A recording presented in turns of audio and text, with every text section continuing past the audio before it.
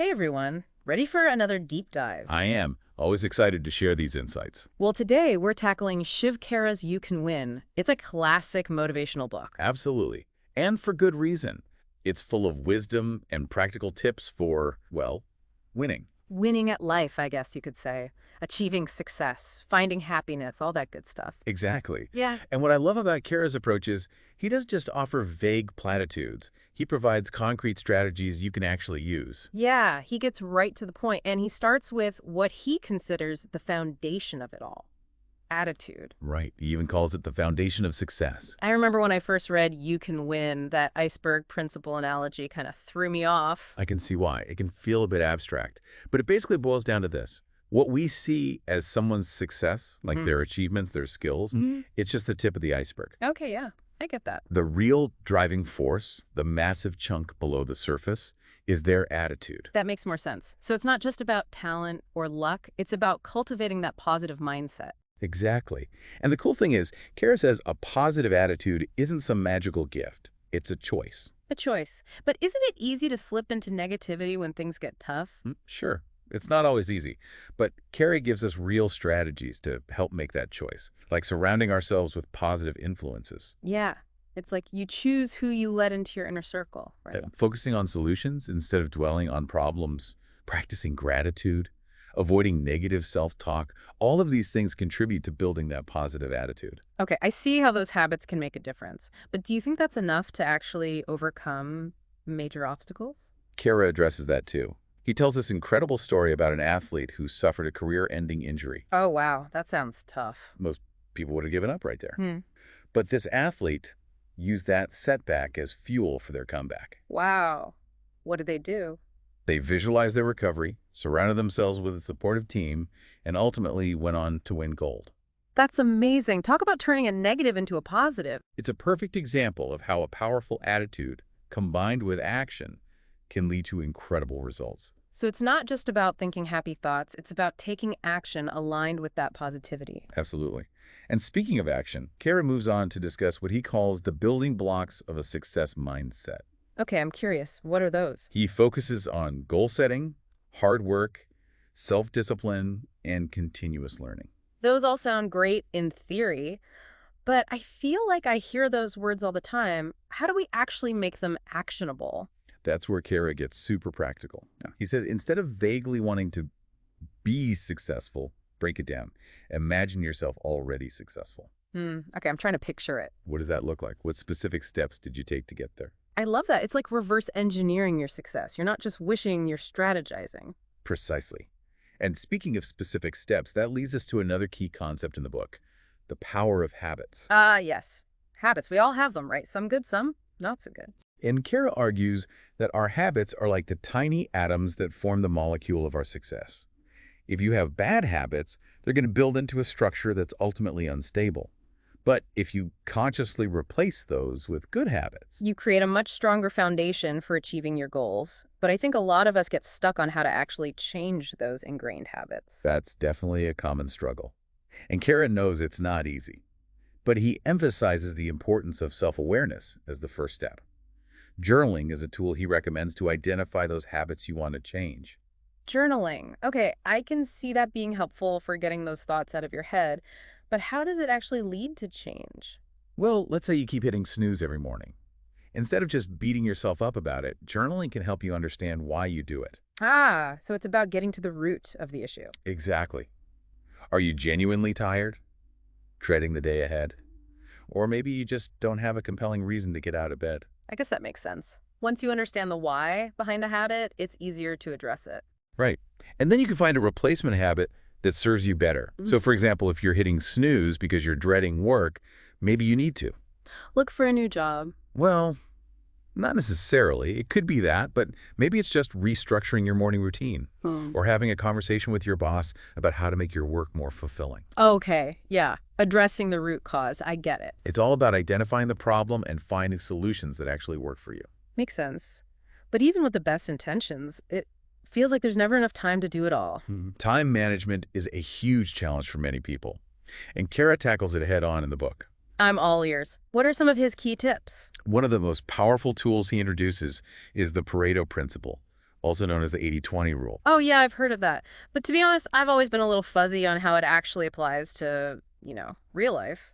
It's actually quite simple, but super effective. Mm-hmm. Kara explains that often 80% of our results come from just 20% of our efforts. So the key is to identify what that crucial 20% is for you. Okay, so let's say, for example, I'm constantly drowning in emails, but my real priority is finishing this big writing project. Then you need to analyze. Mm. What are the email tasks that actually move that project forward? Maybe it's only responding to certain clients or setting up specific meetings. The rest can wait. So it's about ruthless prioritization, even if it feels counterintuitive. Exactly. It's about focusing on the activities that truly matter and learning to delegate or eliminate the rest. I can see how that would be a game changer. But does this 80-20 rule apply to other areas of life too? Absolutely. Think about your fitness goals. Maybe 80% of your progress comes from consistent strength training, and the other 20% is all those trendy fitness classes you feel like you should be doing. Oh, wow. Yeah. I never thought of it that way. So maybe it's time to ditch the guilt and focus on what really works for me. That's the idea. The 80-20 rule can help you make smarter choices in every area of your life. This is really making me rethink how I approach, well, everything. That's the power of Kara's insights. But he doesn't just give us these tools and say good luck. Right, because even with the right attitude and time management skills, life still throws curveballs. Of course, it's not all sunshine and rainbows.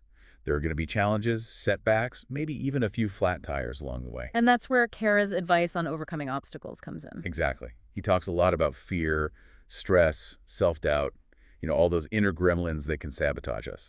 Yeah, we all know those gremlins. But instead of pretending they don't exist, he encourages us to see them as opportunities for growth. Okay, I like that. Turning those negatives into positives. It's about developing that resilience muscle, the ability to bounce back from setbacks even stronger. I'm remembering that story Kara tells about the entrepreneur who went bankrupt multiple times before finally finding success. That's a great example. What's inspiring about that story is that each time they failed, they didn't just give up.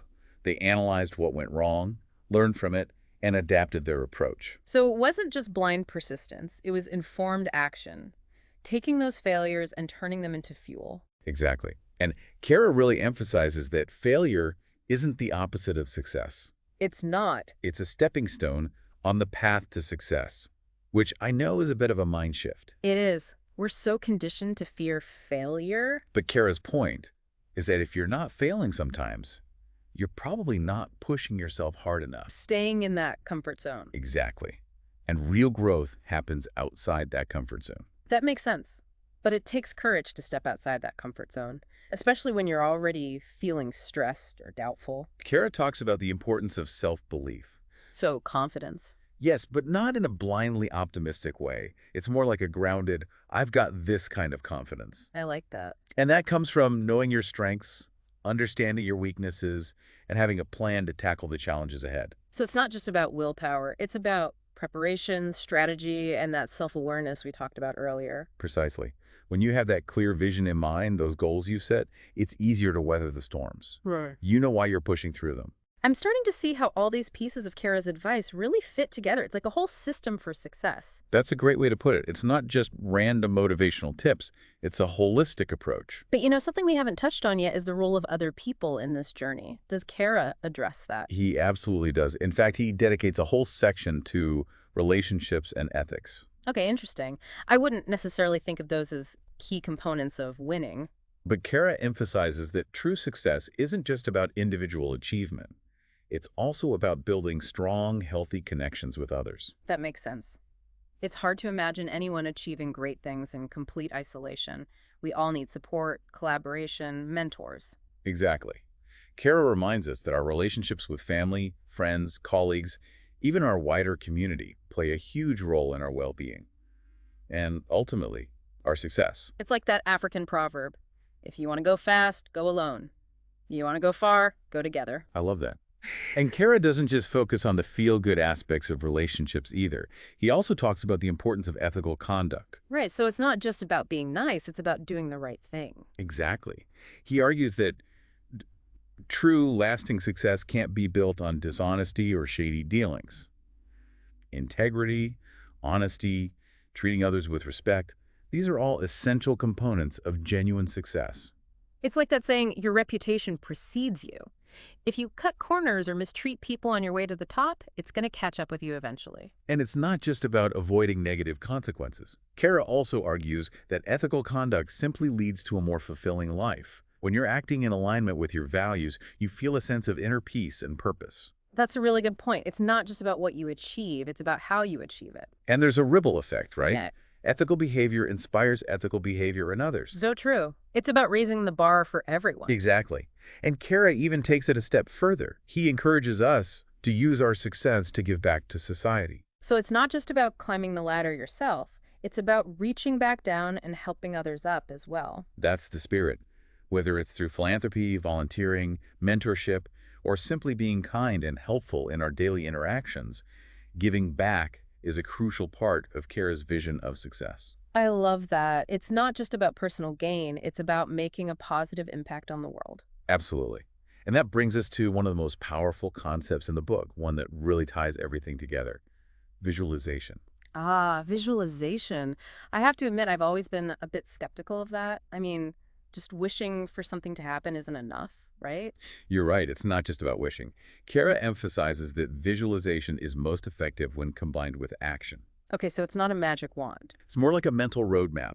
You create a clear picture of your desired outcome, seeing yourself achieving your goals, and then use that vision to fuel your actions. So it's like a mental rehearsal for success. Exactly.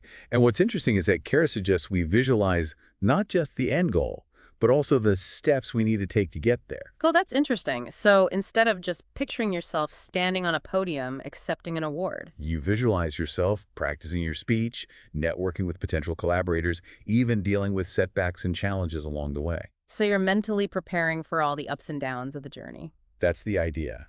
By repeatedly visualizing those steps, you're training your mind to overcome obstacles and stay focused on your goals. I can see how that would be incredibly powerful. It's like building those neural pathways in your brain that will make it easier to actually take those steps in real life.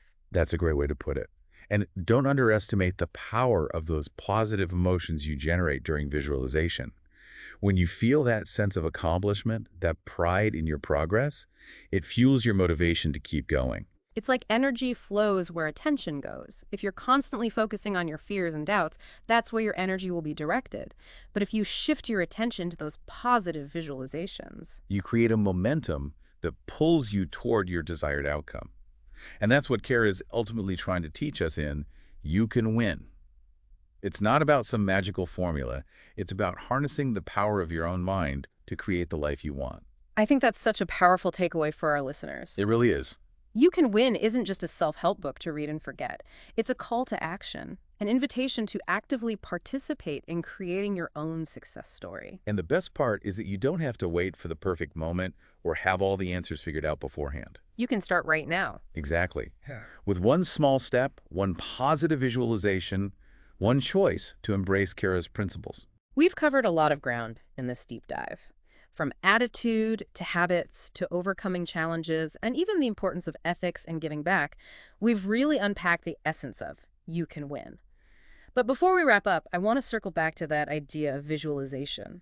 It's such a powerful tool. Yeah, And I think it's the perfect bridge to connect everything we've discussed today. it really is. And you know, we've talked about attitude, mindset, habits, overcoming challenges, building relationships, acting ethically. It's a lot to take in. It is. Khera covers a lot of ground. But imagine this. You close your eyes and you picture yourself 6 months from now. Okay, let's see. Future me, looking good.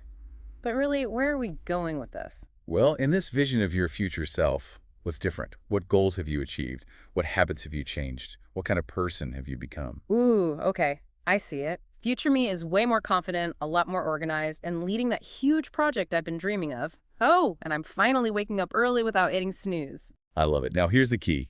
Don't just focus on the end result. Visualize the steps you took to get there.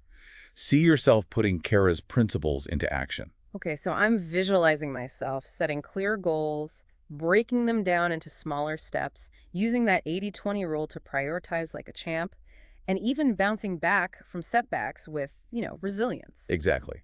And picture yourself surrounded by those supportive people, those positive influences we talked about. See yourself acting with integrity even when things get tough. It's like I'm creating a mental movie trailer for my own success story.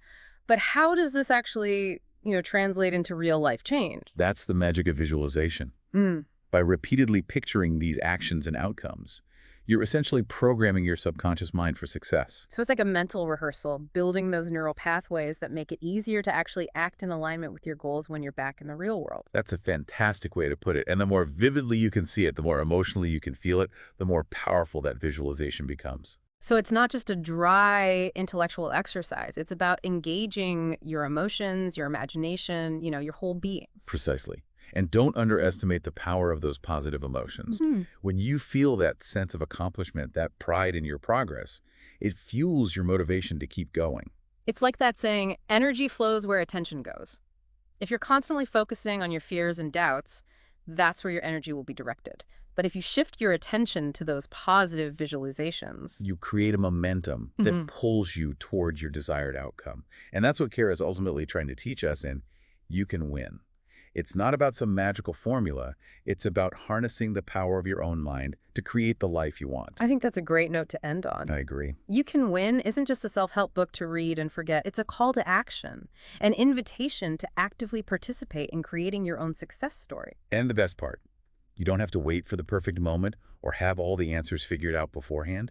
You can start right now One step at a time. with one small step, one positive visualization, one choice to embrace Kara's principles. Well said. Thanks for joining us on this deep dive into You Can Win. We hope you found it insightful and maybe even a little inspiring. It's been a pleasure diving in with you. And remember, listeners, you truly can win starting today.